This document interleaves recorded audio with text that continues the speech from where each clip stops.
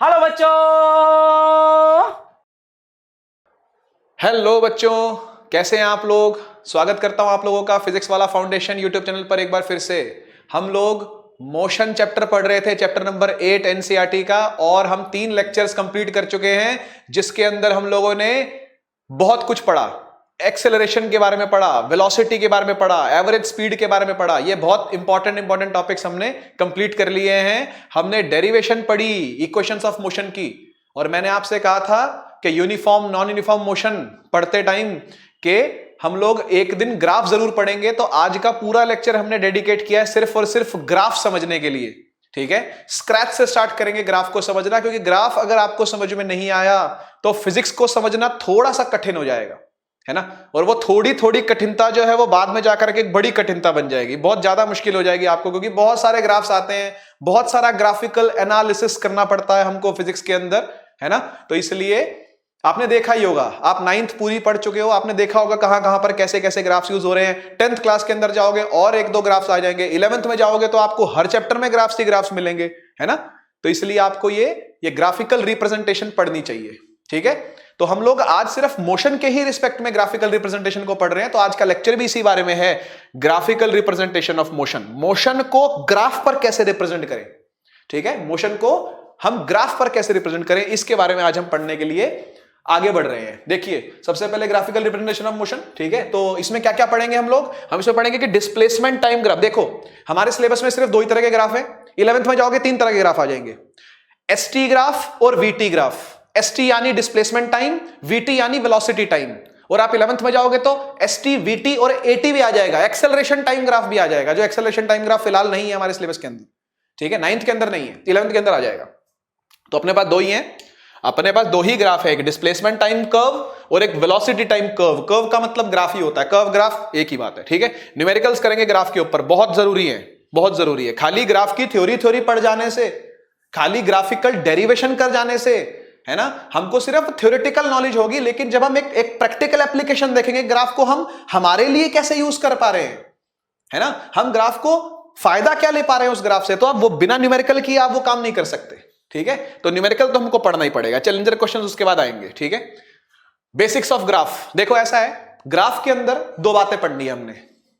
कोई भी ग्राफ हमको 2 चीजें देता है, जो 2 चीजें हमारे काम की है, वो 2 चीजें जो आपके लिए नई हैं, वो 2 चीजें जो आपने इस साल पहली बारी पढ़ी हैं या पढ़नी है, ठीक है। पढ़ी हैं या नहीं पढ़ी मुझे नहीं पता, पढ़नी तो है, लेकिन कौन कौन सी वो 2 चीजें हैं, वो है स्लोप और एरिया। अब आप पूछोगे यार, स्लोप और एरिया, स्लोप का मतलब तो हमको समझ में आता है, स्लोप का मतलब होता है चढ़ाई करना। क्या ये उसी चढ़ाई की बात हो रही है जो ये ग्राफ चढ़ाई करता है यहां पर, मतलब मैंने मान लो यहां पर कोई एक ऐसे लाइन डाल दी, तो जो चढ़ाई है क्या उसी चढ़ाई की बात हो रही है? हाँ, ये उसी चढ़ाई की बात हो रही है, ये उसी एलिवेशन की बात हो रही है, लेकिन इस एलिवेशन को मैथमेटिकली कैसे निकालेंगे, है ना, वो देखना है हमको, ठीक है। और एरिया, ये एरिया कौन सा एरिया है, तो जब भी कभी कोई ग्राफ बनाया जाता है तो उसके अंडर एक्स एक्सिस तक का जितना भी एरिया होता है उसको एरिया अंडर ग्राफ बोलते हैं, ठीक है, उसको एरिया अंडर ग्राफ बोलते हैं। मैं आपको करके दिखाता हूं कि मैं क्या कह रहा हूं, ठीक है, मैं आपको बना के दिखाता हूं। मान लीजिए ये आपका कोई ग्राफ है, ये कोई वाई एक्सिस है, ये कोई एक्स एक्सिस है। मैं नहीं बोल रहा डिस्प्लेसमेंट लो, मैं नहीं बोल रहा वेलोसिटी लो, मैं नहीं बोल रहा एक्सेलरेशन लो, अभी कुछ मत लो, अभी आप सिर्फ वाई एक्सिस और एक्स एक्सिस देखो, जैसा आप जानते हो ग्राफ को बचपन से अब तक, है ना। एक एक्स एक्सिस होती है, एक वाई एक्सिस होती है, ठीक है। और इस पर कुछ इस तरीके का ग्राफ आपने प्लॉट कर लिया, कुछ वैल्यूज दे रखी थी, कार्टेशियन वैल्यूज दे रखी थी कुछ, आप एक्स वाई प्लॉट करते चले गए, आपको एक सीधी लाइन मिल गई। मान लो सीधी लाइन नहीं भी मिलती, आपको कोई ऐसी लाइन मिल जाती है, ये लाइन तो है नहीं, कर्व है, ऐसा कोई कर्व आपको मिल जाता है, ठीक है। और मैं आपसे बोलूं कि भाई इस पर स्लोप निकाल, तो इस स्लोप का मतलब पता क्या है, इस स्लोप का मतलब ये है बेटा कि आपको ना ये वाला एंगल फाइंड करना है। क्यों एंगल ही क्यों, आप खुद सोचो। आप एक ऐसी सीढ़ियां चढ़ रहे हो जो कि बहुत ज्यादा स्टीप है, तो आपको उसको चढ़ने में दिक्कत आएगी, लेकिन अगर उतना स्टीप कर्व नहीं है, यानी हॉरिजॉन्टल से उसका एंगल छोटा है ना, तो वो उतना स्टीप कर्व नहीं होता। लेकिन अगर एंगल ज्यादा होता है तो चढ़ने में दिक्कत आती है ना, मत्थे वाली चढ़ाई बोलते हैं उसको, जैसा जैसे वैष्णो देवी की चढ़ाई है ना, बिल्कुल ऐसी सीधी खड़ी चढ़ाई है वो, तो उसको चढ़ने में बड़ी दिक्कत आती है, बहुत सांस फूलता है। क्यों? एंगल बहुत ज्यादा है, हॉरिजॉन्टल से चढ़ाई का एंगल बहुत ज्यादा है ना। तो अल्टीमेटली आपको जब भी चढ़ाई निकालनी हो, जब भी स्लोप निकालना हो, आपको एंगल निकालना पड़ेगा। बात समझे? आपको क्या निकालना पड़ेगा? एंगल निकालना पड़ेगा। अब आप पूछोगे सर ये एंगल कैसे निकलेगा, डी लेके निकालूं क्या? तो ऐसा है बेटा, कुछ ट्रिग्नोमेट्रिक आइडेंटिटीज हैं जो आपको पढ़नी होती है 10th क्लास के अंदर, उसकी थोड़ी सी झलक आपको मैं अभी सिखा रहा हूं, ये आपके काम आएगी। अगले साल तो आने ही वाली है, अगला साल बहुत जल्दी आने वाला है, अगला साल मतलब अगला सेशन बहुत जल्दी आने वाला है, जल्दी आपके पेपर आने वाले हैं, है ना। तो इसलिए मैं अभी से सिखा रहा हूं आपको ये चीज कि अगर आपको ये वाला एंगल निकालना है, ठीक है, तो हम इसका tan निकालते हैं, tan। अब ये tan क्या होता है? ये tan ही है जिसकी मैं आपसे बात कर रहा हूं, trigonometric identity, sine theta, cos theta, tan theta, ये चीजें आएंगी 10th में जाकर के और डिटेल में मैथमेटिक्स के अंदर आएगी, ठीक है। लेकिन आप थोड़ा सा समझ लो बस इस चीज को, जितना मैं आपको समझा रहा हूं यहां पर, जितना आवश्यक है उतना ही, ठीक है ना। तो आपने अगर ये वाला एंगल निकालना है, अगर आपने ये वाला एंगल निकालना है, एंगल को थीटा से रिप्रेजेंट करते हैं, जैसे किसी वेरिएबल को x से, y से, z से रिप्रेजेंट करते हैं ना, ऐसी एंगल को थीटा से रिप्रेजेंट करते हैं, ठीक है। अब ये थीटा जितना बड़ा है, ये थीटा जितना बड़ा है उतना ही बड़ा tan थीटा होगा। क्या बोला मैंने? थीटा जितना बड़ा है उतना ही बड़ा tan थीटा होगा। तो जब भी कभी आपको स्लोप निकालना हो, बोलो जी क्या निकालना हो? स्लोप निकालना हो, तो आप किस पर फोकस करोगे? थीटा पर। किस पर फोकस करोगे? थीटा पर। और थीटा पर ही नहीं, उसके tan थीटा पर फोकस करोगे। अब ये tan थीटा क्या होता है? tan थीटा होता है परपेंडिकुलर डिवाइड बाय बेस। कुछ समझ में आया? हाइपोटेनस, परपेंडिकुलर, बेस, ये ट्राइंगल की 3 साइड्स होती हैं। यहां पर भी देखो एक ट्राइंगल है, ध्यान से देखो, एक राइट एंगल ट्राइंगल है, यहां पर 90 डिग्री है, एक 90 डिग्री है यहां पर, और ये वाला थीटा फाइंड करना है आपने, ये थीटा फाइंड करना है। मुझे एक बात बताओ, इस ट्राइंगल का हाइपोटेनस क्या होगा? ये होगा। इस ट्राइंगल का परपेंडिकुलर क्या होगा? ये होगा, है ना। जो थीटा के सामने वाली साइड होती है वही हमेशा परपेंडिकुलर होती है, ये बात याद रखना, है ना। ये कुछ की पॉइंट्स है जो मैं आपके सामने डिस्कस कर रहा हूं। थीटा के सामने वाली साइड ही हमेशा परपेंडिकुलर मानी जाती है, और ये जो नीचे वाला होता है इसको क्या बोलते हैं? इस नीचे वाले को बोलते हैं base.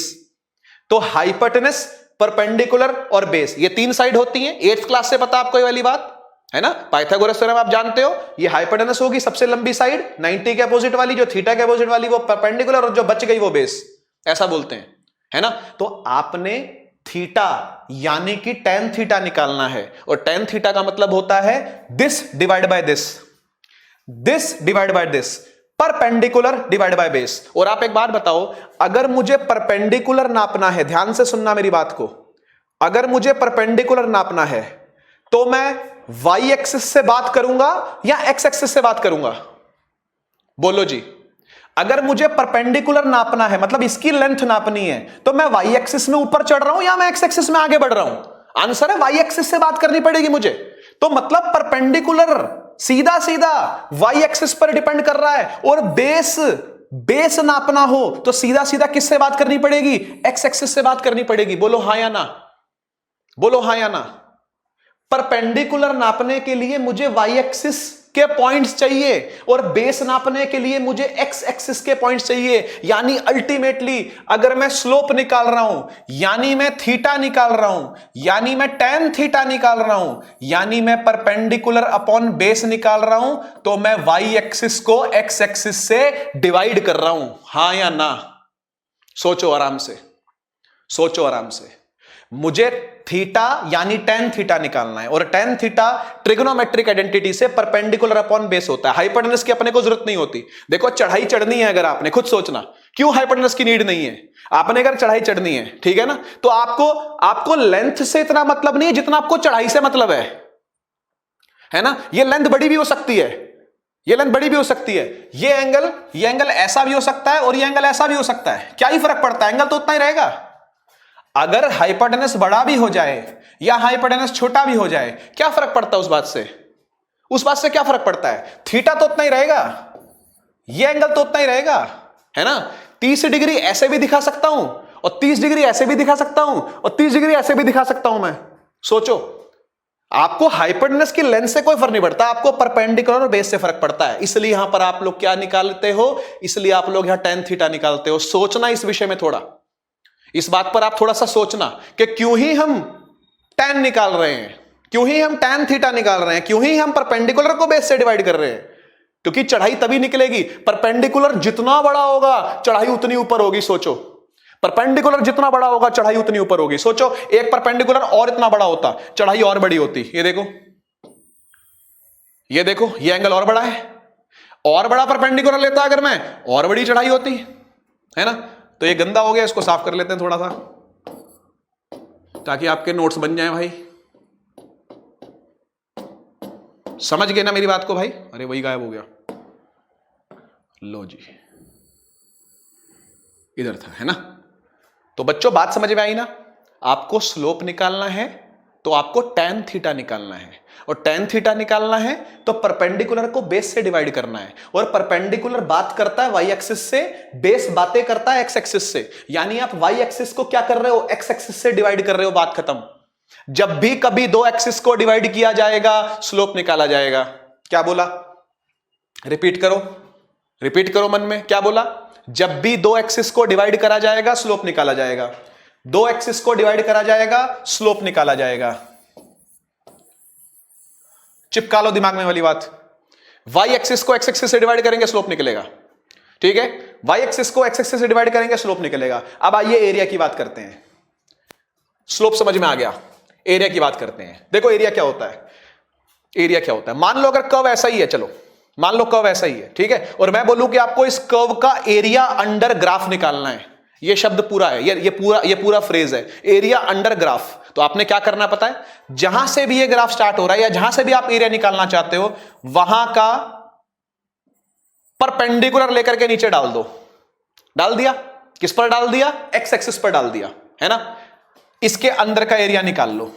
This is called area under graph, this is called area under graph. ये सारा area under graph, area under graph, area under curve, area under graph, area under curve, इसको बोलते हैं।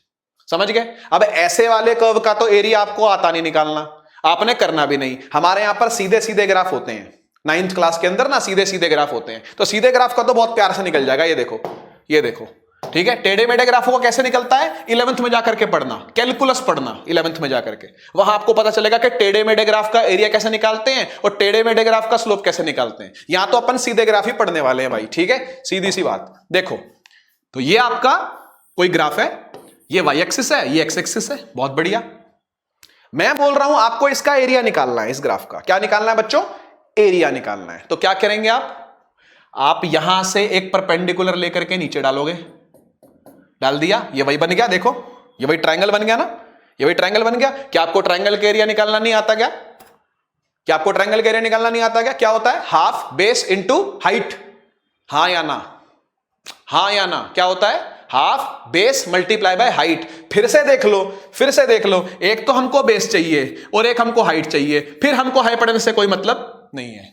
स्लोप निकालने में भी हाइपोटेनस से कोई मतलब नहीं होता, एरिया निकालने में भी हाइपोटेनस से कोई मतलब नहीं होता। एरिया निकालना चाहते हो यानी आप ये पूरा एरिया निकालना चाहते हो, ये सारा निकालना चाहते हो। और ये निकालने के लिए यानी एरिया निकालने के लिए क्या करा जाता है? Half base into height, half base into height, है ना।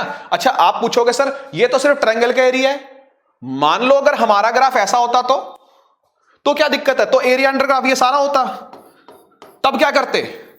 तब लेंथ इंटू ब्रेड्थ करते, और लेंथ इंटू ब्रेड्थ करते तो भी तो y और x को ही मल्टीप्लाई कर रहे होते। यहां भी तो y और x को ही मल्टीप्लाई कर रहे हैं। अरे बेस का मतलब क्या है बेटा? बेस, ये बेस है ना और ये हाइट है ना। ट्रायंगल की बात करूं, ये बेस है, ये हाइट है। बेस किससे बातें करता है? x एक्सिस से। हाइट यहां परपेंडिकुलर किससे बातें करता है? y एक्सिस से। यानी आप x एक्सिस और y एक्सिस को क्या कर रहे हो? मल्टीप्लाई ही तो कर रहे हो अल्टीमेटली। सोचो, आप जब एरिया निकाल रहे हो तो y एक्सिस को और x एक्सिस को आपस में क्या कर रहे हो? मल्टीप्लाई। तुम चाहे ट्रायंगल का निकाल लो, तुम चाहे रेक्टेंगल का निकाल लो, तुम चाहे ट्रेपीजियम का निकाल लो, तुम चाहे क्वाड्रिलेटरल का निकाल लो, जिसका मर्जी निकाल लो। उससे क्या फर्क पड़ता है? जब आप लेंथ इंटू ब्रेड्थ कर रहे हो, तो भी आप क्या कर रहे हो? तो भी आप ये रही लेंथ, ये रही ब्रेड्थ, ये रही एक्स एक्सिस, ये रही वाई एक्सिस, यानी अल्टीमेटली आपको एक्स और वाई को क्या करना है, इनटू करना है। कुछ समझ में आया? स्लोप का मतलब एक्सिस डिवाइड, एरिया का मतलब एक्सिस मल्टीप्लाई। छोटी सी बात है बहुत, बिठा लो दिमाग में, छोटी सी बात है, दिमाग में बिठा लो। स्लोप का मतलब वाई और एक्स को डिवाइड करना, और एरिया का मतलब एक्स और वाई को इनटू करना, एक्स और वाई को इनटू करना, ये एरिया है, ये एरिया है। ठीक है, ये दो की पॉइंट्स लेकर के हम इस स्लाइड से चल रहे हैं, एक ये और एक ये। ठीक है, ये 2 पॉइंट्स लेकर के हम यहां से आगे बढ़ रहे हैं। कोई भी एरिया निकालना हो आपको दोनों एक्सिस को मल्टीप्लाई, कोई भी स्लोप निकालना हो आपको दोनों एक्सिस को डिवाइड करना पड़ता है। चेक कर लो, आगे बढ़ते हैं। डिस्प्लेसमेंट टाइम ग्राफ, मैंने आपसे कहा था कि हमारे सिलेबस में 2 ही ग्राफ हैं, डिस्प्लेसमेंट टाइम और वेलोसिटी टाइम, तो उसमें से हमने कौन सा पढ़ना है, डिस्प्लेसमेंट टाइम पढ़ना है। अच्छा, अब डिस्प्लेसमेंट टाइम ग्राफ का भी हमको सिर्फ स्लोप ही पढ़ना है, एरिया अंडर ग्राफ नहीं पढ़ना, क्योंकि इसका एरिया अंडर ग्राफ हमको कुछ देता ही नहीं है। निकल तो जाएगा मैथमेटिकली, उसको निकाल तो लोगे, लेकिन वो आपको कुछ देगा ही नहीं। समझ गए बात को? वो कुछ देगा ही नहीं आपको। इसलिए डिस्प्लेसमेंट टाइम ग्राफ, ये रहा डिस्प्लेसमेंट, एस से डिनोट करते हैं ना डिस्प्लेसमेंट को, मीटर में कैलकुलेट करते हैं ना डिस्प्लेसमेंट को, तो यहां पर डिस्प्लेसमेंट लिखा मीटर में, और यहां एक्स एक्सिस पर क्या लिखा, टाइम लिखा सेकंड्स में। कोई दिक्कत नहीं है, कोई दिक्कत नहीं है ना। कोई एग्जांपल ले लेते हैं हम लोग, ले ले। मान लो मैं यहां खड़ा हूं, मेरे पैर के पास एक चींटी चल रही है, कॉकरोच चल रहा है एक, मान लो। ठीक है, एक कॉकरोच चल रहा है, कॉकरोच चल के मुझसे दूर जा रहा है, कॉकरोच चल के मुझसे दूर जा रहा है और सेम स्पीड पे चल रहा है। कॉकरोच को क्या मतलब, वो तो उसको मेरे से क्या मतलब, वो तो अपना नॉर्मल चल रहा है भाई। ठीक है, तो वो एक सेम स्पीड से चले जा रहा है। ठीक है ना। ऐसा मान लेता हूं 1 सेकंड में 2 मीटर चला, उसके अगले सेकंड में, थोड़ी कितनी अच्छी स्पीड से चल रहा है ना, 2 मीटर चले जा रहा है, बहुत तेज चल रहा है। ठीक है, और उसके अगले सेकंड में, यानी सेकंड के अंदर, दूसरे सेकंड के अंदर वो और 2 मीटर चल गया, है ना। यहां इसको ऐसे लिखता हूं, मैं डिनोट करते हुए लिखता हूं ये सारे पॉइंट्स को कुछ इस तरीके से, पेन और ग्रीन लो। 0 तो 0, माने सेकंड भी 0 तो मीटर भी 0, है ना। 1 सेकंड बीता 2 मीटर चला गया, 2 सेकंड बीते 4 मीटर चला गया, 3 सेकंड बीते 6 मीटर चला गया, 4 सेकंड बीते 8 मीटर चला गया, 5 सेकंड बीते 10 मीटर चला गया, मुझसे दूर दूर दूर जाए जा रहा है। ठीक है, नाराज कॉकरोच, है ना, दूर जाए जा रहा है मेरे से। तो बच्चे, इसी वाली सिचुएशन को अगर मैं ग्राफ पर प्लॉट करूं तो देख कैसे करूंगा, है ना। अब ग्राफ पर प्लॉटिंग भी सीख लो आप। तो भाई ये मीटर में, ये सेकंड में, तो 0 0 तो यही हो गया। यहां पर खड़ा था अभी कॉकरोच, मेरे पास एक सेकंड का गैप टाइम में है, 2 मीटर का गैप डिस्प्लेसमेंट में है। तो 1 second, 2 second, 3 second, 4 second, 5 second, बस। इसको थोड़ा सा सुंदर कर लेते हैं, ये हो गया जी। अरे मानता नहीं,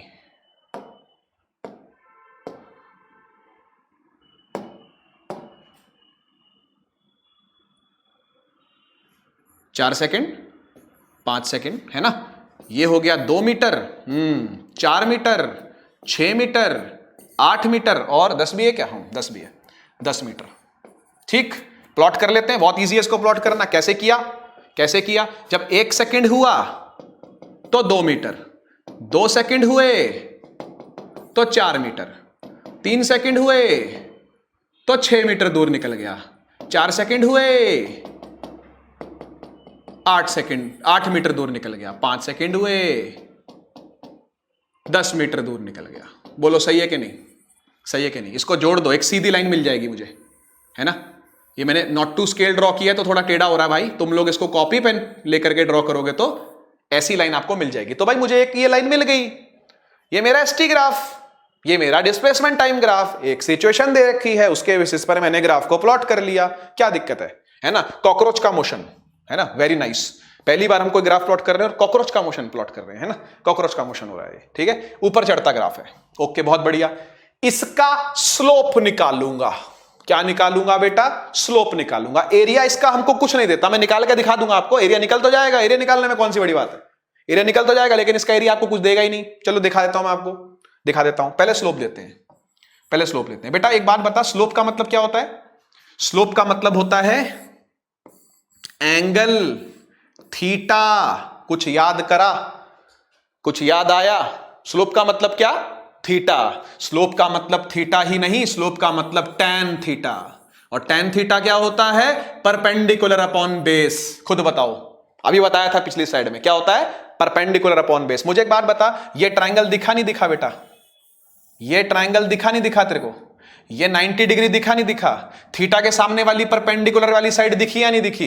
ये नीचे बेस दिखा या नहीं दिखा? बस क्या करना है, परपेंडिकुलर को नाप लो, बेस को नाप लो और वहां लिख दो, खत्म। परपेंडिकुलर को नाप लो, बेस को नाप लो और वहां लिख दो। आओ लिख के दिखाएं, आओ लिख के दिखाएं। बताओ बेटा मुझे परपेंडिकुलर कितना है, यहां से लेकर के यहां तक ये डिस्टेंस कितना है? तो 2 से लेकर के 10 तक, 2 से लेकर 10 तक, 10 - 2 8। सोचो सोचो, ये परपेंडिकुलर निकालना है मुझे तो 10 में से 2 माइनस करना पड़ेगा मुझे। तो मैंने क्या किया, 10 में से 2 माइनस कर दिया। ये लेंथ तभी तो निकलेगी बेटा, है ना? ये लेंथ तभी तो निकलेगी जब 10 में से 2 माइनस कर दूंगा मैं, है ना? ऐसे ये कब निकलेगी? जब 5 में से 1 माइनस कर दूंगा।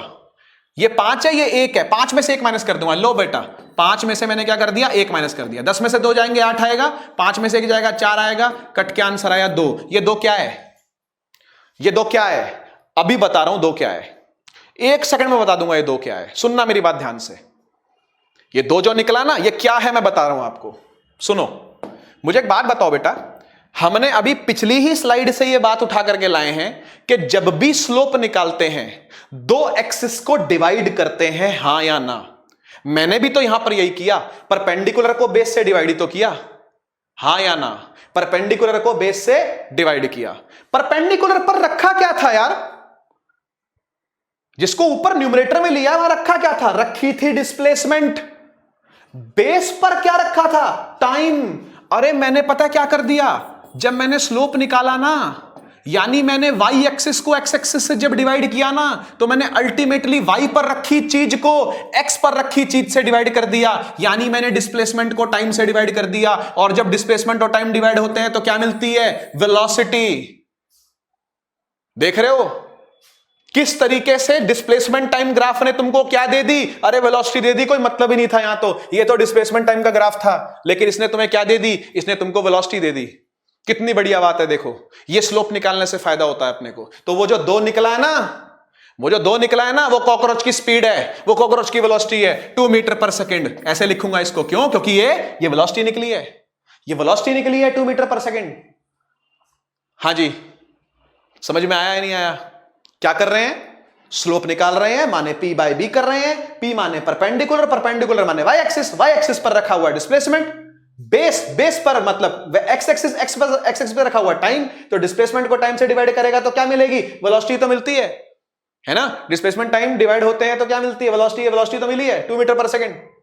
तो बात खत्म हो गई, है ना? अब तुम बोलो सर एरिया भी निकाल के दिखाओ इसका, हमें बताओ कैसे कुछ नहीं मिलता। तो ले बेटा एरिया भी निकाल के दिखा देता हूं, ठीक है? कुछ नहीं मिलता, कुछ नहीं मिलता एरिया निकालने से, ठीक है? अभी देख लियो, कुछ नहीं मिलेगा। एरिया क्या होता है? एरिया होता है y को x से मल्टीप्लाई करना। करी थी ना बात हमने पिछली स्लाइड में।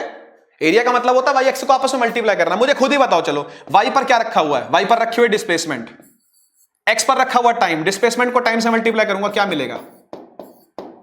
तुम ही बता दो क्या मिलेगा? डिस्प्लेसमेंट को टाइम से मल्टीप्लाई करने पर क्या मिलता है? कुछ नहीं, कोई आंसर ही नहीं है इसका, ठीक है? तो एरिया निकल तो जाएगा, एरिया निकल तो जाएगा, लेकिन फायदा क्या उसको निकालने का? ठीक है, मैथमेटिकली तो आप ठीक हो, इसका एरिया नहीं निकल सकता क्या? बिल्कुल निकल सकता है, लेकिन वो आपको देगा क्या? वो फिजिक्स में किस काम का? फिजिक्स में किसी काम का नहीं है, इसलिए निगलेक्ट, छोड़ देते हैं उसको, कुछ नहीं निकालते इसका। नेक्स्ट स्लाइड पर चलते हैं और पढ़ते हैं वेलोसिटी टाइम ग्राफ, जो कि आपके लिए इससे भी ज्यादा इंपॉर्टेंट है। वेलोसिटी टाइम ग्राफ, इसका आपको स्लोप भी जानना है और इसका आपको एरिया भी जानना है, ठीक है? क्योंकि इसके दोनों चीजें यूजफुल हैं, इसलिए यहां पर 2 ग्राफ लेकर के मैं आया हूं। वेलोसिटी टाइम ग्राफ के दोनों आपको टाइप्स पढ़ने हैं। इसमें स्लोप भी निकालना है और एरिया भी निकालना है। तो स्लोप भी निकालेंगे, एरिया भी निकालेंगे। किसका निकालेंगे? वीटी का। वी टी किस में नापा जाता है? सेकंड्स में। वेलोसिटी किस में नापी जाती है? मीटर पर सेकंड में। टाइम किस में नापा जाता है? सेकंड में। वेलोसिटी किस में नापी जाती है? मीटर पर सेकंड में। कोई दिक्कत नहीं है, कोई दिक्कत नहीं। एक सिचुएशन ले लेते हैं, एक सिचुएशन ले लेते हैं और निकाल लेते हैं। कोई भी सिचुएशन ले लो। मान लो मैं हाईवे पे जा रहा हूं, ठीक है, मैं हाईवे पे जा रहा हूं और अपनी कार में हूं मैं, या मैं अपनी बाइक पर हूं मान लो, ठीक है। तो मेरी स्पीड हाल फिलहाल 0 है, ठीक है। हाईवे पे जाकर के मैंने अपनी बाइक को खड़ा कर दिया, है ना, हेलमेट वेलमेट पहन रहा हूं अभी मैं, तो अभी मेरी बाइक 0 पर है, ठीक है। तो स्पीड कितनी है? 0। मोशन अभी स्टार्ट भी नहीं हुआ तो टाइम भी 0, है ना। स्पीड भी 0, टाइम भी 0। अब मैंने अपनी स्पीड को बढ़ाया, मैंने एक्सेलरेटर घुमाया, टाइम बीतना चालू हुआ, टाइम चालू हुआ बीतना। 1 सेकंड हुए, मेरी स्पीड कुछ 5 हो गई। 2 सेकंड हुए, मेरी स्पीड कुछ 10 हो गई। 3 सेकंड हुए, मेरी स्पीड कुछ 15 हो गई।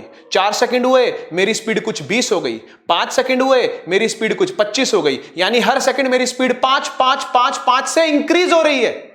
मेरी वेलोसिटी हर सेकंड इंक्रीज हो रही है। तो ये ग्राफ चढ़ता हुआ बनेगा ऊपर की तरफ। अभी देख लेना, अभी देख लेना। मैंने तो आपको सिर्फ एक सिचुएशन दी है, मैं नहीं बोल रहा कि आप रट्टा ही मार लो इस चीज का कि ग्राफ हमेशा चढ़ेगा ही चढ़ेगा जी, कभी उतर नहीं सकता। उतर भी सकता है ग्राफ, उतरेगा भी, चढ़ेगा भी, ऐसा भी रहेगा। अभी इसकी नेक्स्ट स्लाइड देखना, बहुत कुछ बताऊंगा उसके बारे में आपको, ठीक है। ये पूरा कंप्लीट पैकेज है ग्राफ्स के ऊपर, इससे बाहर जाने की कोई जरूरत ही नहीं है आपको। मोशन में इससे बाहर कुछ नहीं आएगा, इस साल भी नहीं, 11वीं में भी नहीं आएगा, मतलब मोशन इन 1D के अंदर, ठीक है। एक एक्सेलरेशन टाइम ग्राफ की बातें और ज्यादा जुड़ जाएंगी बस, उसके अलावा कुछ नहीं है, ठीक है। उसके अलावा सब कुछ सिमिलर मिलेगा आपको। तो सिचुएशन क्या थी भाई? सिचुएशन ये थी कि मैं यहां लिख लेता हूं सिचुएशन को अपने पास, ठीक है, कि मैं हाईवे पर हूं, फिलहाल टाइम 0 है, यहां पर मैंने टाइम ले रखा है बच्चों, और यहां मैंने अपनी वेलोसिटी यानी स्पीड ले रखी है। स्पीड बोल लो, वेलोसिटी बोल लो, बात एक ही है। जब तक मैं हाईवे पर हूं, हाईवे सीधा है, तब तक स्पीड भी वही है, वेलोसिटी भी वही है। मैंने अपना हैंडल नहीं मोड़ा, ऐसे ऐसे हैंडल को नहीं करा, तो मेरी स्पीड भी वही है, मेरी वेलोसिटी भी वही है। तो मैं स्पीड बोलूं, वेलोसिटी बोलूं, बात एक ही है, ठीक है। तो वेलोसिटी, मेरी वेलोसिटी 0 है। 1 सेकंड बीतने के बाद मेरी वेलोसिटी 5 हो गई। 2 सेकंड बीतने के बाद मेरी वेलोसिटी माने मेरी स्पीड बढ़ रही है, मैं एक्सेलरेट कर रहा हूं, स्पीड और बढ़ा रहा हूं, बढ़ाई जा रहा हूं। 3 सेकंड बीतने के बाद मेरी स्पीड हो गई 15। 4 सेकंड बीतने के बाद मेरी स्पीड हो गई 16, क्यों कर दिया इसको 20। 5 सेकंड बीतने के बाद मेरी स्पीड हो गई 25। बस काफी है, इतना काफी है, ठीक है। आओ इसको प्लॉट कर लें दोनों में, ठीक है, दोनों में इसको प्लॉट कर लेते हैं। जब टाइम 0 है, वेलोसिटी भी 0 है ना, सब 0 0। 1 सेकंड बीता, 2 सेकंड बीते, 3 सेकंड बीते, 4 सेकंड बीते, 5 सेकंड बीते। इधर भी आ जाओ जरा, फटाफट से प्लॉट कर लेते हैं इसको। 1 सेकंड बीतता, 2 सेकंड बीतते, 3 सेकंड बीतता, 4 सेकंड बीतते, 5 सेकंड बीते। पहले सेकंड मेरी स्पीड 5 हो गई मीटर पर सेकंड, स्पीड है ना, वेलोसिटी है ना, 5 मीटर पर सेकंड। 10 मीटर पर सेकंड दूसरे सेकंड, 15 मीटर पर सेकंड, 20 मीटर पर सेकंड और 25 मीटर पर सेकंड। कुछ ऐसा यहां पर भी हो रहा है। 5, 10, 15, 20, 25। आओ प्लॉट कर लें इसको फटाफट से, ठीक है। तो चढ़ता हुआ ग्राफ बनेगा, आप समझ सकते हो इस बात को। एक पॉइंट यहां आएगा, एक पॉइंट यहां आएगा, एक पॉइंट यहां आएगा, एक पॉइंट यहां आएगा। अंदाजे से लगा रहा हूं मैं, आप स्केल पेंसिल से लगाना बच्चों, ठीक है। चढ़ता ग्राफ आएगा ऐसा, कुछ ऐसा ही चढ़ता ग्राफ यहां भी आएगा। बोलो सही बात है या नहीं? यहां से यहां तक,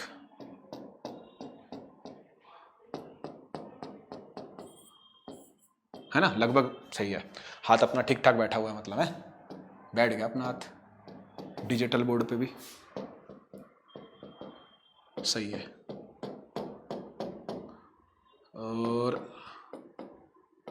कुछ इधर तक आएगा ये, है ना, चलो कोई नहीं, ठीक है बच्चों। तो ठीक है, स्लोप इधर से निकाल लेता हूं, एरिया इधर से निकाल लेता हूं। वैसे एक ही ग्राफ में से आप दोनों भी निकाल सकते हो, कोई दिक्कत नहीं है ना, एक ग्राफ में से आप दोनों भी निकाल सकते हो, ठीक है। हम यहां से स्लोप निकालते हैं, ठीक है। आओ स्लोप कैलकुलेट करें बेटा। स्लोप का मतलब क्या होता है? स्लोप का मतलब होता है टैन थीटा। टैन थीटा का मतलब क्या होता है? टैन थीटा का मतलब होता है परपेंडिकुलर अपॉन बेस। आओ देखें इसमें परपेंडिकुलर कहां है, बेस कहां है। ये देख, ये बेस है, ये परपेंडिकुलर है, इधर से इधर तक परपेंडिकुलर, इधर से इधर तक बेस। ये तेरा थीटा है, ये तेरा टैन थीटा है। टैन थीटा के सामने वाली साइड होती है परपेंडिकुलर और नीचे वाली होती है बेस। आइए परपेंडिकुलर भी निकाले, बेस भी निकाले। बताओ बेटा परपेंडिकुलर कैसे निकलेगा? ये लेंथ कैसे निकालूं? ये लेंथ 25 माइनस 5 है, खुद देख, खुद बता, है ना? परपेंडिकुलर कितना है? 25 में से 5 गए, 25 में से 5 गए, ये परपेंडिकुलर आ जाएगा। बेस कैसे आएगा? 5 में से 1 गए, ये लेंथ 5 में से 1 गए, 5 में से 1 गए, 25 में से 5 गए 20, 5 में से 1 गए 4, 4 5 जा 20, 5 आया। ये 5 क्या आया? ये 5 क्या आया? ये 5 क्या आया? पता है 5 क्या आया है? पता है 5 क्या आया है? इधर देखो जरा, अभी बताएं आपको 5 क्या आया है। स्लोप का मतलब होता क्या है बेटा? पिछली स्लाइड से हम एक की पॉइंट लेकर के आए थे कि स्लोप का मतलब होता है y डिवाइड बाय x। अरे याद कर बेटा, अरे बेटा याद कर, y डिवाइड बाय x। मुझे खुद बता, y पर इस बार आपने क्या रखा हुआ है? इस बार आपने y एक्सिस पर क्या रखा हुआ है? आपने y एक्सिस पर रखी हुई है वेलोसिटी। आपने x एक्सिस पर क्या रखा हुआ है? आपने रखा हुआ टाइम। तो आपने अल्टीमेटली क्या कर दिया पता है? आपने वेलोसिटी को टाइम से डिवाइड कर दिया, और ये वेलोसिटी भी चेंजिंग वेलोसिटी थी, यानी आपने चेंज इन वेलोसिटी को टाइम से डिवाइड कर दिया, यानी आपने एक्सेलरेशन निकाल दी है। वीटी ग्राफ का स्लोप आपको एक्सेलरेशन देता है। कितनी सुंदर बात है, देखो, ग्राफ तो वीटी का है, ग्राफ तो वेलोसिटी को बताना चाहिए था, ग्राफ तो टाइम को बताना चाहिए था, लेकिन उसका स्लोप आपको एक्सेलरेशन भी दे रहा है। और अभी देखना एरिया भी आपको कुछ देगा, इसका एरिया भी यूजफुल है। जैसे वीटी ग्राफ को, अरे वीटी ग्राफ का मतलब क्या? वेलोसिटी बताए और टाइम बताए, ये तो एक्सेलरेशन भी बता रहा है। देखो कितनी सुंदर खोज है ये। स्लोप निकालना कितनी सुंदर बात है, इसलिए स्लोप निकालना आपको सीखना चाहिए। ये स्लोप आपके साथ आगे भी जाएगा, ठीक है ना? ये स्लोप की चढ़ाई आपको आगे भी चढ़नी है, ठीक है? तो इसलिए स्लोप को अच्छे से समझना, अच्छे से पढ़ना। स्लोप का मतलब दिस डिवाइड बाय दिस। की पॉइंट हाईलाइट, छाप लो दिमाग के अंदर, y डिवाइड बाय x। आइए एरिया निकालें इस ग्राफ का, इस ग्राफ का एरिया निकालें। बच्चों इस ग्राफ का एरिया जब निकाला जाएगा तो कुछ ऐसा निकाला जाएगा, देखो ध्यान से। ये पूरा एरिया होगा इसका। क्या कहते हो? क्या कहते हो? होगा या नहीं होगा? या फिर एक काम करते हैं, ये 0 को भी ले लेते हैं, तो थोड़ा और पीछे से लेते हैं इसको, ठीक है? ये पूरे का एरिया निकालना है बच्चों, आपने निकाल सकते हैं, कोई दिक्कत नहीं है। अरे ट्रायंगल ही है, ट्रायंगल ही तो है, एरिया नहीं निकल सकता क्या इसका? निकल जाएगा। देखो एरिया क्या होता है? Half base height half. बच्चों बेस कितना है? बेस कितना है? बेस है 5। बच्चों हाइट कितनी है? 25। 25 माइनस 0 ना, 25। तो बेस है 5, हाइट है 25। 25 5 जा 125, 125 डिवाइड बाय 2 कितना आ गया? ये 62.5 आ गया, 62.5। पता है क्या है ये 62.5? अभी नहीं बताऊंगा, तुम ही बताओगे मुझे ये क्या है, और ये भी तुम ही बताओगे। जब 5 निकाला इसकी यूनिट क्या है? ये 5 हमको क्या दे रहा है? ये 5 क्या है और ये 62.5 क्या है? 1 मिनट रुक जा जरा, 1 मिनट रुक जा। जब तूने एरिया निकाला बेटा, जब आपने एरिया निकाला तो आपने क्या किया पता है? आपने y को x से इंटू किया है। खुद चेक कर लो, मैं नहीं बोल रहा ये बात। बेस को हाइट से मल्टीप्लाई किया है, बेस को हाइट से मल्टीप्लाई किया है। y को x से, ये y था ये x था, इसको आपस में क्या किया है आपने? मल्टीप्लाई किया है। और जब आप y को x से मल्टीप्लाई करते हो, मुझे बताओ y पर क्या रखा हुआ है? y पर रखी हुई है वेलोसिटी, क्या कहते हो? x पर क्या रखा हुआ है? x पर रखा हुआ है टाइम। मुझे खुद बता बेटा, जब तू v और t को इंटू करेगा तुझे क्या मिलेगा? वेलोसिटी मल्टीप्लाई बाय टाइम क्या होता है?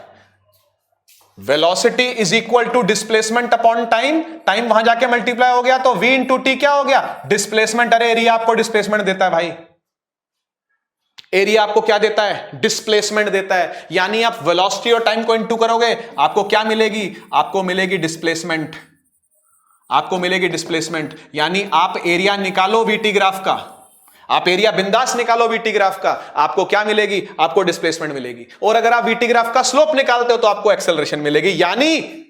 यानी ये जो 62.5 निकला है ना, मीटर लगना चाहिए इसके आगे, क्या कहते हो? क्योंकि वो डिस्प्लेसमेंट निकली है। क्योंकि वो क्या निकली है, डिस्प्लेसमेंट निकली है, इसके लिए उसके आगे क्या लगना चाहिए, मीटर। अच्छा ये 5 क्या निकला है, ये 5 निकली है एक्सेलरेशन, और इसके आगे क्या यूनिट लगना चाहिए, इसके आगे लगना चाहिए मीटर पर सेकेंड स्क्वायर। सोचो आराम से, सोचो आराम से। एक क्विक रिवीजन करते हैं इसका, इस स्लाइड का एक क्विक, क्योंकि बहुत इंपॉर्टेंट स्लाइड है, इसका क्विक रिवीजन करते हैं। जब हम स्लोप निकालते हैं बच्चों, तो हम y को x से मल्टीप्लाई करते हैं, डिवाइड करते हैं, सॉरी, y को x से डिवाइड करते हैं स्लोप में, y को x से मल्टीप्लाई करते हैं एरिया में। ठीक है, स्लोप निकालना हो तो y divide by x, area निकालना हो तो y इंटू एक्स। अब तू y डिवाइड बाय x करेगा तो y पर देख भाई क्या रखा है, v रखा है, x पर देख भाई क्या रखा है, t रखा है, v बाय t को डिवाइड करेगा तो एक्सेलरेशन आएगी। Rate of change of velocity is called acceleration. तो यानी आप जो ये कुछ भी कैलकुलेट करके निकाल रहे हो वो क्या है, वो एक्सेलरेशन है ना। और इधर आ जाओ, y और x को मल्टीप्लाई कर रहे हो, y पर क्या रखी है, वेलोसिटी, x पर क्या रखा है, टाइम, वेलोसिटी टाइम को मल्टीप्लाई कर क्या मिलेगी, डिस्प्लेसमेंट। तो निकाल इसका एरिया, इसका एरिया निकाल, आपको डिस्प्लेसमेंट मिल जाएगी। ठीक है, VT ग्राफ का स्लोप भी हमको कुछ VT से ज्यादा देता है, VT ग्राफ का एरिया भी हमको VT से कुछ ज्यादा देता है। क्या ज्यादा देता है, स्लोप देता है एक्सेलरेशन और एरिया देता है डिस्प्लेसमेंट। यानी एक VT ग्राफ से 4-4 बातें पता चल रही हैं, एक VT ग्राफ से 4-4 बातें पता चल रही हैं। वेलोसिटी तो चल रही है, VT ग्राफ है, टाइम भी चलेगा पता, VT ग्राफ है, और ये स्लोप निकाल लेगा तो एक्सेलरेशन भी पता चल जाएगी, और एरिया निकाल लेगा तो डिस्प्लेसमेंट कितनी चला है वो भी पता चल जाएगी। यानी मेरी बाइक की एक्सेलरेशन ये है, और मैं जो चल गया ना, मैं जो ये 5 सेकंड चल गया ना, मैं 62.5 मीटर चल गया उस हाईवे पर। ये मतलब है इस पूरे क्वेश्चन का, ये इस पूरे एक्सेप्ट का मतलब है जो हमने यहां पर एग्जांपल में लिया है। ठीक है, बढ़ते हैं आगे। अब भाई मैंने आपको बताया 2 तरह के ग्राफ हमारे सिलेबस में है, ST VT, displacement time graph और वेलोसिटी टाइम ग्राफ। तो उससे बाहर अपने को जाना नहीं है, तो मैंने 3 ग्राफ यहां पर ले रखे हैं डिस्प्लेसमेंट टाइम के, और 3 ग्राफ यहां ले रहा हूं वेलोसिटी टाइम के। आओ देखो, ST ST ST, VT VT VT, है ना। Displacement time, displacement time, displacement time, velocity time, velocity time, velocity time. पहला वाला डिस्प्लेसमेंट टाइम जो बनेगा वो बनेगा रेस्ट के लिए, ये भी रेस्ट के लिए, ये रेस्ट की कैटेगरी है। फिर जो बनेगा वो बनेगा कांस्टेंट वेलोसिटी के लिए, यानी मोशन नहीं, यूनिफॉर्म मोशन के लिए बनेगा। ठीक है, यूनिफॉर्म मोशन के लिए। यूनिफॉर्म मोशन का मतलब होता है, यूनिफॉर्म मोशन का मतलब होता है सेम स्पीड, तो सेम वेलोसिटी, कांस्टेंट वेलोसिटी के लिए ये दोनों ग्राफ्स को मैं डेडिकेट कर रहा हूं। ठीक है, तीसरा वाला जो बनेगा वो बनेगा नॉन यूनिफॉर्म मोशन के लिए। नॉन यूनिफॉर्म का मतलब होता है जिसमें स्पीड चेंज होती रहती है, स्पीड सेम नहीं रहती, यानी एक्सेलरेशन होती रहती है। तो ये नॉन यूनिफॉर्म मोशन है, नॉन यूनिफॉर्म मोशन। ठीक है, जिसके अंदर वेलोसिटी वेरिएबल है, वेरिएबल का मतलब होता है बदलती रहती है ना, वेरिएबल वेलोसिटी। वेरिएबल वेलोसिटी का ही दूसरा नाम है एक्सेलरेशन, यानी ये एक्सेलरेटेड मोशन के दोनों ग्राफ हैं। इंपॉर्टेंट है ये 6 के 6, ये 6 के 6 ताबड़तोड़ इंपॉर्टेंट है भाई। ठीक है, अगर तुमको ये समझ में नहीं आ रहे, रिपीट करना वीडियो को, रिपीट करना वीडियो को, लेकिन आपको ये समझने पड़ेंगे। ठीक है, बहुत जरूरी है समझने, बहुत जरूरी है समझने, अगर आपको फिजिक्स से प्यार करना है तो। ठीक है, चलो सबसे पहली बारी आती है रेस्ट की। रेस्ट का मतलब क्या होता है, रेस्ट का मतलब चीज नहीं चल रही है। रेस्ट का मतलब टाइम तो बढ़ रहा है, टाइम तो बढ़ रहा है, लेकिन वो अपनी पोजीशन को चेंज नहीं कर रहा, जो भी ऑब्जेक्ट है वो अपनी पोजीशन को चेंज नहीं कर रहा। ठीक है, बहुत बढ़िया, बहुत बढ़िया। इसका यही मतलब नहीं है क्या, इसका यही मतलब नहीं है क्या कि जितनी भी डिस्प्लेसमेंट उसकी होली जितनी भी डिस्प्लेसमेंट उसकी होनी थी हो गई और नहीं हो रही, यही तो है रेस्ट। भाई जितना चल के जाना था चला गया, या मेरे पास खड़ा रहना था खड़ा रहा, मेरे से 5 मीटर दूरी पर पड़ा है, आज भी पड़ा है, कल भी पड़ा है, परसों भी पड़ा है, 1 साल बाद भी वहीं पड़ा है। एक बैग था, एक बैग को मैंने अलमारी के ऊपर रख दिया, वो वहीं पड़ा है 1 साल से, तो कोई दिक्कत नहीं। मेरे से 5 मीटर की दूरी पर पड़ा है और वहीं पड़ा है। समय तो बीतता जा रहा है, समय तो बीतता जा रहा है, लेकिन वो जितनी दूरी पर मेरे से पड़ा था वो उतनी ही दूरी पर मुझसे पड़ा रहा। ऐसा ग्राफ बनता है रेस्ट का, एसटी ग्राफ। कैसे पता चला मुझे ये ऐसा ही बनेगा? ऐसे पता चला कि टाइम तो बच्चे बीत रहा है, 1 सेकंड बीत गया, मुझसे 5 ही मीटर दूर था। 2 सेकंड बीत गए, मेरे से 5 ही मीटर दूर था। 3 सेकंड बीत गए, मेरे से 5 ही मीटर दूर था। 4 सेकंड बीत गए, मेरे से 5 ही मीटर दूर था। 5 सेकंड बीत गए, मेरे से 5 ही मीटर दूर था। यानी मुझसे वो दूरी ना बढ़ा रहा है ना मुझसे दूरी घटा रहा है, जितनी दूरी पर था उतनी ही दूरी पर है ना। जिस पोजीशन पर वो था 5 मीटर पर था, वो 5 ही मीटर पर है। तो ऐसा ग्राफ बनेगा डिस्प्लेसमेंट टाइम ग्राफ का रेस्ट। ठीक है, ये रेस्ट कैटेगरी का डिस्प्लेसमेंट टाइम ग्राफ है। अच्छा एक बात बताओ, अगर वो चीज, वो बैग अलमारी पर पड़ा है, रखा है ना, रखा है, पड़ा है, सेट करा हुआ उसको, क्या उसकी कोई स्पीड है? क्या उसकी कोई वेलोसिटी है? नहीं, वेलोसिटी ही नहीं है उसकी, क्योंकि वो चल ही नहीं रहा, ना वो मेरी तरफ आ रहा ना वो मेरे से दूर जा रहा। फिर ऐसा ग्राफ क्यों बनता नहीं? तो है ना, यानी उसकी कोई वेलोसिटी नहीं है, उसकी वेलोसिटी तो 0 है। बच्चों ऐसे चलेगा ये ग्राफ, अगर आप मेरी बात समझ पाए तो। ये ग्राफ ऐसे चलेगा, समय बीत रहा है, पढ़ाई करना शुरू करो, मतलब मजाक नहीं कर रहा, ठीक है। समय बीत रहा है, समय बीत रहा है। 1 सेकंड हो चुके, 2 सेकंड हो चुके, 3 सेकंड हो चुके, 4 सेकंड हो चुके, 5 सेकंड हो चुके, लेकिन कोई भी वेलोसिटी नहीं मिली। 0 ही वेलोसिटी है इसकी। 0 सेकंड पर भी 0 वेलोसिटी, पहले सेकंड पर भी 0 वेलोसिटी, दूसरे सेकंड पर भी 0 वेलोसिटी, तीसरे सेकंड पर भी 0 वेलोसिटी, चौथे सेकंड पर भी 0 वेलोसिटी, 5वें सेकंड पर भी 0 वेलोसिटी। हर सेकंड उसकी वेलोसिटी उतनी ही है, उतनी ही नहीं, 0 ही है, इसलिए ये रेस्ट है। तो रेस्ट का ग्राफ कैसा बनेगा? एक्स एक्सिस से चिपका हुआ, कोइंसाइड करेगा एक्स एक्सिस को, एक्स एक्सिस के ऊपर तैरता हुआ बनेगा वाला ग्राफ, ऐसा बनेगा ग्राफ। समझ गए? थोड़ी भी वेलोसिटी अगर मैंने दिखा दी, सोचो 1 दिखा देता, 2 दिखा देता, 3 दिखा देता, तो गड़बड़ हो जाती। फिर मुझे कहना पड़ता भाई वो चल रहा है, 1 मीटर पर सेकंड से वो चल रहा है। तो ये रेस्ट के ग्राफ हो गए दोनों। समझ लो आराम से इसको, समझ लो आराम से इसको। ठीक ठीक। यूनिफॉर्म मोशन की बात करते हैं। यूनिफॉर्म मोशन का मतलब होता है एक ही स्पीड से चलते जाओ, एक कांस्टेंट। जैसे कॉकरोच चल रहा था, अभी हमने बात करी थी ना कॉकरोच की, जैसे कॉकरोच चल रहा था मुझसे दूर, उतनी स्पीड से जाए जा रहा है, उसका डिस्प्लेसमेंट टाइम ग्राफ कैसा बना था? याद कर बेटा, ऐसा ग्राफ बना था उसका। ये कैसे पता चला मुझे? आओ तोड़ते हैं इस ग्राफ को।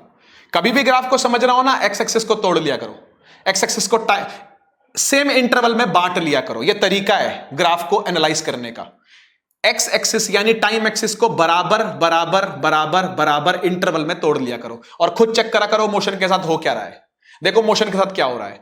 पहले सेकंड कुछ 5 मीटर दूरी पर वो चीज चली गई, अगले सेकंड कुछ 10 मीटर दूरी पर चली गई, तीसरे सेकंड कुछ 15 मीटर दूरी पर चली गई।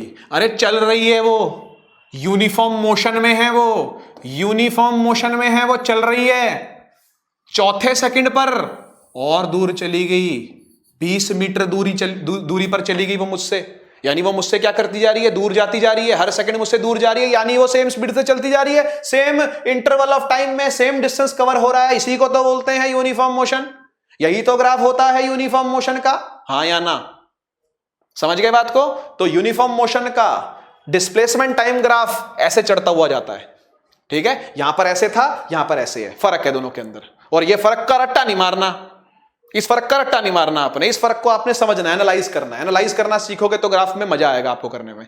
मैं मानता हूं इतनी जल्दी एनालिसिस नहीं आता, लेकिन कभी तो स्टार्ट करो, कभी तो स्टार्ट करो, आज से स्टार्ट करो। अभी ये वीडियो देख लिया, आज से स्टार्ट करो एनालाइज करना ग्राफ्स को, ठीक है ना? आगे से कोई भी ग्राफ आपको मिलता है जरूर एनालाइज करना। मैं आगे होमवर्क क्वेश्चन भी दे रहा हूं इसी के, ठीक है? तो आपको जरूर मिलेगा बहुत कुछ एनालाइज करने को, ठीक है?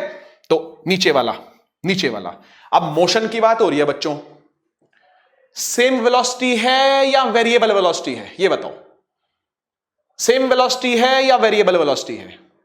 कांस्टेंट वेलोसिटी है या चेंजिंग वेलोसिटी है? आंसर है भाई कांस्टेंट वेलोसिटी है। अब कांस्टेंट वेलोसिटी है तो यानी हर सेकंड उतनी ही वेलोसिटी है, हर सेकंड उतनी ही वेलोसिटी है। तो 1 सेकंड पर, 2 सेकंड पर, 3 सेकंड पर, 4 सेकंड पर, 5 सेकंड पर वो कभी 10 से ऊपर गया ही नहीं, वो 10 की स्पीड से ही चल रहा है।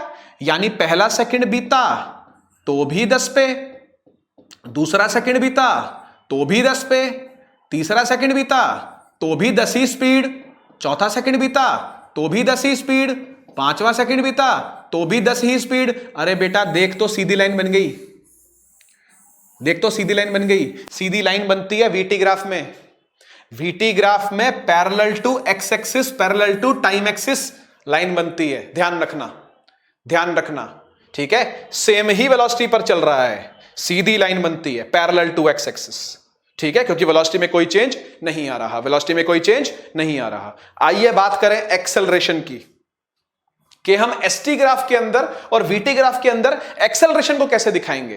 तो ऐसा है बच्चों, बहुत लंबी बात चली जाती है अगर मैं एसटी की बात करता हूं तो, ठीक है ना। फिर मुझे 11th में जंप मारना पड़ेगा और 11th में जंप मार करके काफी लंबी बात करके फिर वापस आना पड़ेगा, उतना टाइम अपने पास है नहीं, रिवीजन कोर्स है ये, ठीक है। तो मैं आपको सिर्फ इतना ही बता सकता हूं कि वेरिएबल वेलोसिटी का ग्राफ एसटी का ऐसा बनेगा, या ऐसा बनेगा, या ऐसा बनेगा, या ऐसा बनेगा, मतलब कर्वी ग्राफ होगा, वो स्ट्रेट नहीं हो सकता, और चढ़ता या उतरता ग्राफ होगा, ठीक है, चढ़ता या उतरता ग्राफ होगा। बहुत लंबी बातें मैं नहीं करना चाहता इसके बारे में, ठीक है।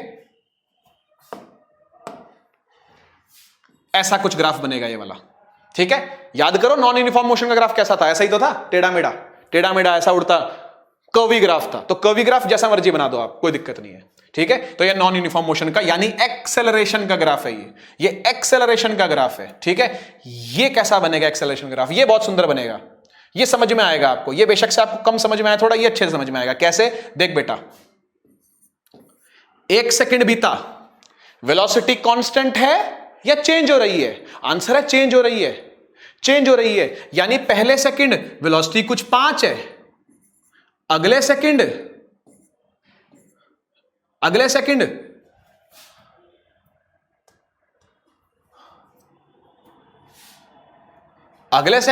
वेलोसिटी कुछ 10 है,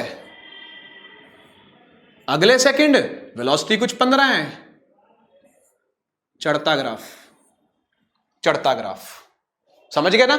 वेलोसिटी क्या होती जा रही है बेटा, चेंज होती जा रही है। हाईवे पर मैं था, अपनी स्पीड को बढ़ाता जा रहा हूं, 0 थी 5 पे ले आया, 10 पे ले आया, 15 पे ले आया, एक्सेलरेट कराया जा रहा हूं, लगातार लगातार एक्सेलरेशन करता जा रहा हूं। मेरी वेलोसिटी क्या होती जाएगी, बढ़ती जाएगी। हर सेकंड 5, उसके अगले सेकंड फिर और बढ़ गई, उसके अगले सेकंड और बढ़ गई, उसके अगले सेकंड और बढ़ गई। इस तरीके से एनालाइज करो ग्राफ को, इस तरीके से एनालाइज करो ग्राफ को, ठीक है ना। छाप लो इसको अपने पास, ठीक है, उतार लो इसको, कॉपी पेन लेके बैठो भाई, ठीक है। ग्राफ पढ़ रहे हैं, खाली फिल्म नहीं देख रहे हैं, ठीक है। मूवी मत देखो, मूवी नहीं है ये। लो जी, न्यूमेरिकल के बिना तो बात बनती नहीं है ना, तो ग्राफ पर भी न्यूमेरिकल तो पढ़ना पड़ेगा। देखो बच्चों क्या पूछ रहा है ये एक कंप्लीट क्वेश्चन है, इससे बाहर तो सिलेबस में ही कुछ नहीं है आपके, ठीक है। ये भी सिलेबस में डालती नहीं है मैडम स्कूल वाली, ठीक है ना। स्कूल वाली मैडम ये भी क्वेश्चन नहीं डालती, खतरनाक क्वेश्चन है ये, है ना। देखो सभी कुछ पूछ लिया इसने, क्या क्या पूछ लिया, कह रहा नेट एक्सेलरेशन निकालो बेटा 0 सेकंड से लेकर के 2 सेकंड तक। देख बेटा, ओके, ये 0 सेकंड है और यहां कहीं पर 2 सेकंड होगा, इधर है ना, इधर कहीं 2 सेकंड होगा,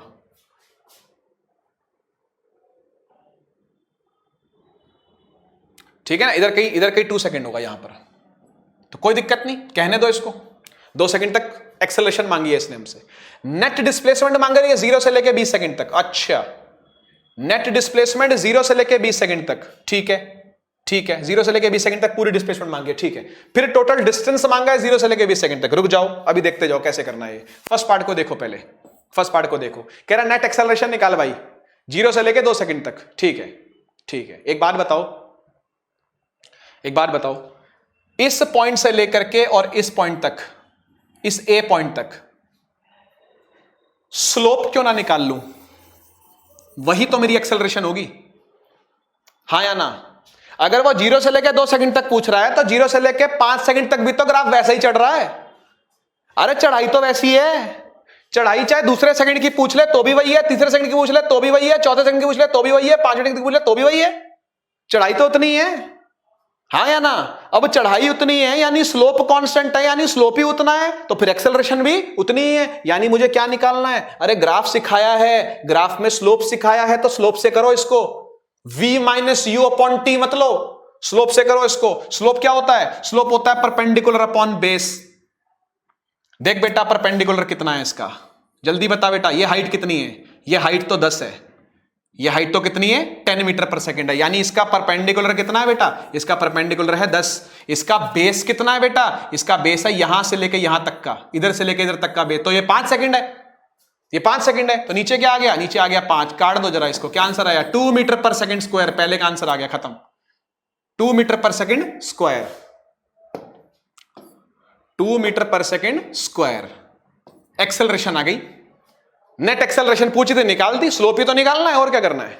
ठीक है, सेकंड क्वेश्चन देखो, सेकंड क्वेश्चन देखो, बोल रहा नेट डिस्प्लेसमेंट निकाल भाई 0 से लेके 20 सेकंड तक की। हो तेरी पूरी डिस्प्लेसमेंट पूछ ली इसने, मतलब पता है क्या, थोड़ा मेहनत का काम है, थोड़ा मेहनत का काम है।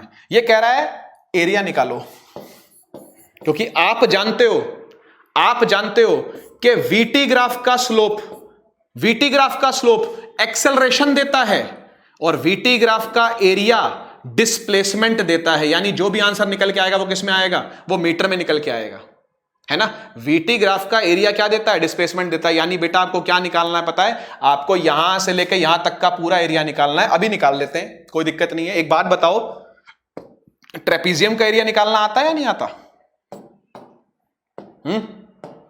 आता है या नहीं आता? क्या होता है ट्रेपीजियम का एरिया? देखो ट्रेपीजियम है सारा, ये सारा ट्रेपीजियम है, यहां से लेकर यहां तक, इधर तक सारा ट्रेपीजियम है ना। क्या करेंगे, half into sum of parallel sides, sum of parallel sides into height, है ना। बचपन याद करो, आपने किया हुआ है ये ट्रेपीजियम का एरिया है ना। तो half sum of parallel side. बेटा पैरेलल साइड कौन कौन सी है, जल्दी बताओ। एक तो ये पैरेलल साइड है, थोड़ा सा इसको मिटा करके साफ कर देता हूं, है ना। देखो बच्चों, एक तो पैरेलल साइड ये है, एक पैरेलल साइड ये है, सही बात है या नहीं? तो वो वाली जो ऊपर वाली पैरेलल साइड है वो कितनी है, वो 10 में से 5 गए उतनी है, यानी 5 है। और नीचे वाली यहां से लेके यहां तक कितनी है, ये 15 है। तो बच्चों ऊपर वाली 5 है, 10 में से 5 गए 5, है ना। और 15 में से 0 गए 15, यानी 5 + 15, ये तेरी पैरेलल साइड्स है और उनका सम ले रहा हूं मैं, और मल्टीप्लाई किससे कर रहा हूं बच्चों, हाइट से। अरे ये हाइट कितनी है, ट्रेपीजियम की हाइट कितनी है, ट्रेपीजियम की हाइट तो 10 है ना। वाई एक्सिस बताएगी ना 10 है, तो यहां पर मैंने क्या ले लिया, यहां पर 10 ले लिया। इसे काट दो 5 से, 5 और 15 कितना हो गया, 20 × 5 कितना आया बेटा, 100 मीटर आया। गलत है आंसर, अभी भी अधूरा है आंसर, अभी भी पूरा नहीं है। पता है क्यों? क्योंकि आपसे 15 सेकंड तक की थोड़ी मांगी थी डिस्प्लेसमेंट, इसने तो 0 से लेकर 20 तक पूरी मांगी है। यानी वो नेगेटिव डिस्प्लेसमेंट भी आपको कैलकुलेट करनी है। और इस नेगेटिव डिस्प्लेसमेंट का मतलब जानते हो क्या है? इसका मतलब जानते हो क्या है? कि भाई गाड़ी आगे गई थी, ठीक है, उसके पीछे आई है, ये नेगेटिव डिस्प्लेसमेंट तब निकलती है। ठीक है, और क्लियरिटी आएगी जब क्वेश्चन करोगे तो ग्राफ के, है ना। जितने ज्यादा क्वेश्चन करोगे ग्राफ के उतनी ज्यादा क्लियरिटी आएगी आपको। ये वेलोसिटी का नेगेटिव होने का मतलब जानते हो क्या है? कि भाई मामला पीछे की तरफ आ रहा है। तो क्या करेंगे पता है, आप नीचे वाली डिस्प्लेसमेंट को अलग से निकालोगे, यानी इस एरिया को अलग से निकालोगे। आओ निकालते हैं इस एरिया को, इधर ही निकाल देता हूं साइड में ही। क्या ये ट्राइंगल है, हाफ बेस इंटू हाइट करूंगा ना बेटा। हाफ बेस कितना है, बेस तो 5 है, 5 सेकंड, 20 में से 15 गए 5। ओके, हाइट कितनी है, हाइट तो इसकी 10 है, -10 मत लिखना भाई, मैग्नीट्यूड ही लेना है। माइनस का साइन तो डायरेक्शन बताता है, बस काट दो इसको। 5 आ गया, 5 × 5 = 25, ये हो गया 25 मीटर। अब मुझे एक बात बता, जब मैं 100 मीटर आगे गया और मैं 25 मीटर पीछे आया तो मेरी डिस्प्लेसमेंट कितनी है? जब मैं 100 मीटर आगे गया, मैं 100 मीटर आगे गया और मैं 25 मीटर पीछे आ गया तो मेरी डिस्प्लेसमेंट कितनी है? 75 metre. Initial point final point के बीच की सबसे छोटी दूरी 75 मीटर। यानी ये 100 मीटर निकला ना, ये 100 मीटर निकला ना, इस 100 मीटर में से वो वाला 25 माइनस कर दूंगा तो मेरा आंसर यहां पे निकल के आ जाएगा कितना, 75 मीटर। ठीक है, 75 मीटर, ये मेरा आंसर है। ये मेरा फर्स्ट पार्ट भी हो गया, ये मेरा फर्स्ट पार्ट भी हो गया और ये मेरा सेकंड पार्ट भी हो गया। ठीक है, आजा भाई आजा, पेन आजा। फर्स्ट पार्ट भी हो गया, सेकंड पार्ट भी हो गया। थर्ड पार्ट करते हैं। टोटल डिस्टेंस ट्रेवल्ड बोल रहा है। एक बात बताओ, मैं पहले 100 आगे गया और 25 पीछे आया, टोटल डिस्टेंस कितना हो गया? मेरा जो डिस्टेंस वाला मीटर होता है उसको बोलते हैं ओडोमीटर। मेरा ओडोमीटर कितना नापेगा? मैं अपने घर से स्कूटी लेके निकला, 100 मीटर आगे गया, 25 मीटर वापस आ गया, मेरा ऑडोमीटर कितना नापेगा? 125, बात खत्म। उसके लिए कैलकुलेट क्या करना है? डिस्टेंस का कोई फॉर्मूला नहीं होता भाई, ठीक है? डिस्टेंस का, डिस्प्लेसमेंट का कोई फॉर्मूला नहीं होता, वो देखना पड़ता है लेंथ कैसे नापी गई है। लेंथ टेढ़ी मेढ़ी नापी जा रही है, तुम टेढ़ा मेढ़ा ही निकालोगे फिर। कोई एक सिंगल फॉर्मूला नहीं है डिस्टेंस का, कोई एक सिंगल फॉर्मूला नहीं है डिस्प्लेसमेंट का। बच्चा पूछता है कमेंट में कि सर हमेशा पाइथागोरस थ्योरम से ही निकलेगा क्या डिस्प्लेसमेंट? अरे कोई जरूरी नहीं है यार। किसने बोला ये? किसने बोला? देखना पड़ेगा कहां इनिशियल है कहां फाइनल है, एनालाइज करना पड़ेगा मोशन को, ठीक है ना? कोई ठप्पा नहीं है कि ये दे दिया ले भाई ले जा, सब जगह ही लगा लियो, ऐसा नहीं होता, ऐसा नहीं होता। फिजिक्स है ये आपके आसपास की चीजें हैं, ये सराउंडिंग है आपकी। उस सराउंडिंग की स्टडी को फिजिक्स बोल रहे हैं हम लोग, है ना? नेचर की स्टडी को तो फिजिक्स बोलते हैं कि दुनिया में चीजें काम कैसे कर रही हैं, वही तो फिजिक्स है, ठीक है ना? तो आपको सिचुएशन बाय सिचुएशन एनालाइज करनी पड़ती हैं चीजें। तो अब यहां पर मैं क्या करूंगा? 100 आगे जा रहा हूं, 25 पीछे आ रहा हूं, 125 मीटर आंसर हो गया। ये मेरा डिस्टेंस है, ठीक है? क्वेश्चन को एक बार फिर से देखना अगर कहीं कंफ्यूजन आ रहा हो तो। वैसे सिंपल क्वेश्चन है ये। व्हाट आर दे रिप्रेजेंट, ये दे कौन है? ये क्वेश्चन मैं लिख देता हूं पहले पूरा, ठीक है? दे मतलब ओए, ओए ये क्या रिप्रेजेंट कर रहा है? ए बी ये क्या रिप्रेजेंट कर रहा है? और बी सी ये क्या रिप्रेजेंट कर रहा है? ठीक है, ये डिस्प्लेसमेंट टाइम का ग्राफ है, ये डिस्प्लेसमेंट टाइम का ग्राफ है। इसमें से ओए क्या रिप्रेजेंट कर रहा है, ए बी क्या रिप्रेजेंट कर रहा है, और बी सी क्या रिप्रेजेंट कर रहा है, आपको ये बताना है, ठीक है? मैं आपकी थोड़ी सी हेल्प कर देता हूं। ये वेलोसिटी नहीं है, ये डिस्प्लेसमेंट है, ध्यान देना, और ये टाइम है, ठीक है? जब ये ऊपर चढ़ता है, जब डिस्प्लेसमेंट टाइम ग्राफ ऊपर चढ़ता है, तो इसका मतलब है कि चीज मुझसे दूर जा रही है। ए बी मैं नहीं बताऊंगा, कमेंट में आप लोग बताएंगे। बी सी ओए का उल्टा, बस इतना ही हिंट देना था मुझे आपको। होमवर्क है ये। होमवर्क क्या? कमेंट में लिखना है इसको आपने, ठीक है? कि ओए का मतलब है चीज मुझसे दूर जा रही है, ए बी का मतलब मैं नहीं बताऊंगा, बी सी का मतलब ओए का उल्टा, ठीक है? ये हिंट हो गया। इसका आंसर कमेंट में लिखोगे। 4 cars A, B, C and D are moving on a leveled road. एक प्लेन रोड पर चारों चल रही हैं, बहुत बढ़िया रेस लग रही है। Their distance versus time graphs are shown in figure. ये dt या डिस्प्लेसमेंट टाइम या डिस्टेंस टाइम बात है कि लेवल रोड यानी सीधी रोड पर चल रही है तो डिस्टेंस भी वही है, डिस्प्लेसमेंट भी वही है। कई बार बोल चुका मैं ये वाली बात, ठीक है? दे रखी है। इन चारों में से करेक्ट कौन है? इन चारों में से करेक्ट कौन है? ठीक है, देखो क्या क्या पूछ रहा है, कैसी कैसी बातें पूछ रहा है। कह रहा है कार ए फास्टर है कार डी से, कार बी ही सबसे स्लो है, कार डी कार सी से फास्टर है, कार सी सबसे स्लो है। इसका आंसर आप खुद करो पहले एक बार पॉज करके। चलो मैं आंसर करता हूं इसका। देखो बच्चों, सबसे सिंपल तरीका, सबसे सिंपल तरीका, तुम ये चेक कर लो सबसे ज्यादा स्लोप किसका है, सबसे अधिक स्लोप किसका है, यानी सबसे बड़ा एंगल कौन बना रहा है टाइम की एक्सिस से। ये एक एंगल हो गया। कलर दूसरा करता हूं भाई, लाल रंग लेकर के आते हैं, ठीक है? एक ये हो गया 1, एक ये हो गया 2, एक ये हो गया 3 और एक ये हो गया 4। किसका एंगल बड़ा है, किसका स्लोप बड़ा है? सबसे बड़ा स्लोप सी का है, तो सी इज द स्लोएस्ट क्या? अरे नहीं, ठीक है? उसके बाद कह रहा है बी स्लोएस्ट है क्या? यस, बी आंसर है इसका, क्योंकि बी का स्लोप सबसे कम है। जिसका स्लोप सबसे कम, और आपको पता है डीटी का स्लोप वेलोसिटी देता है ना? एसटी का स्लोप यानी डिस्प्लेसमेंट टाइम कर्व का स्लोप आपको वेलोसिटी देता है, डिस्टेंस टाइम कर्व का स्लोप आपको स्पीड देगा। तो स्पीड ही तो पूछ रहा है, तो कार बी स्लोएस्ट है, ये इसका आंसर है, कार बी स्लोएस्ट है, क्योंकि इसका स्लोप सबसे कम है, ठीक है ना? ठीक है, क्या बोलेंगे? लोएस्ट स्लोप, ठीक है? स्लोप सबसे कम है इसका। ओके बच्चों, बढ़ते हैं आगे। ये चैलेंजर 3, चैलेंजर ऑफ लेक्चर 3, पिछले वाले लेक्चर के चैलेंजर क्वेश्चंस हैं, फटाफट से इसको डिस्कस करते हैं। A car accelerates until it is level with pole 4। ठीक है, ये जो गाड़ी है ये एक्सेलरेट करती आ रही है यहां तक, बस इधर तक इसने एक्सेलरेट किया है। Okay, the car then continues along the road at a steady speed. उसके बाद यहां से यहां तक इसकी स्पीड कांस्टेंट रखी है, यहां से यहां तक इसका v कांस्टेंट है, ठीक है? पोल 5 तक। The times taken to travel between one pole and the next are measured, which time is the greatest? Okay, सबसे बड़ा टाइम कौन सा होगा? पोल 1 और पोल 2 के बीच का टाइम सबसे बड़ा, पोल 2 पोल 3 के बीच का टाइम सबसे बड़ा, पोल 3 पोल 4 के बीच का टाइम सबसे बड़ा, या पोल 4 पोल 5 के बीच का टाइम सबसे बड़ा। ठीक है, अगर ये सारे इक्विडिस्टेंट हैं, अगर ये सारे के सारे इक्विडिस्टेंट हैं,